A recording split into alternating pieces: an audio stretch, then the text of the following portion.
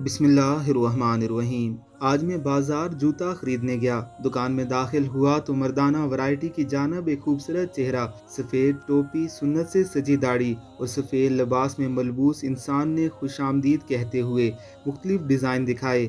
میں نے ان کا دینی حلیہ دیکھتے ہوئے پوچھا، آپ کا نام کیا ہے؟ میرا نام ریحان ہے۔ آپ کی تعلیم؟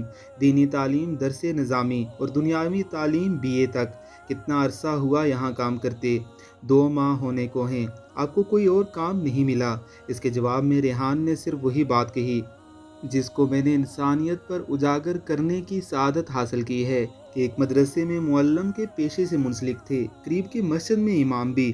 الحمدللہ میں اپنی زندگی میں بہت خوش تھا، بس اس مہنگائی کے باعث گھریلو حالات سے مجبور ہو کر رزق حلال کی تلاش میں ایک امام و مدرسے کے استاد ہونے کے ناطے اپنی تمام حدود و قیود کا خیال کرتے ہوئے اس طرف رخ کیا۔ آپ کی تنخواہ کتنی ہے؟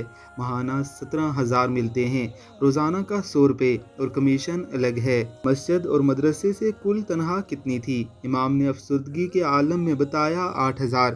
میں خاموش ہو گیا، میرے پاس الفاظ ختم ہو گئے۔ مجھے صرف اتنا ہو سکا کہ جوتوں کا ڈبہ ان کے ہاتھ سے لے لیا۔ وہ اصرار کرتے رہے کہ میں پہنا کر چیک کرواتا ہوں، میری ڈیوٹی ہے، لیکن میں نے ایسا نہیں کرنے دیا۔ میرا ضمیر مجھے بار بار کہہ رہا تھا کہ ان ہاتھوں کا بوسہ دو۔ کسی وقت یہ ہاتھ مقدس کتابیں، قرآن، تفاسیر، احادیث، مسائل اور دیگر اسلامی کتب اٹھایا کرتے تھے، لیکن آج وہی ہاتھ جوتے اور چپل اٹھانے پر مجبور ہیں۔ اپنے علماء کی عزت کریں، اپنی مسجد کے امام کی عزت کریں۔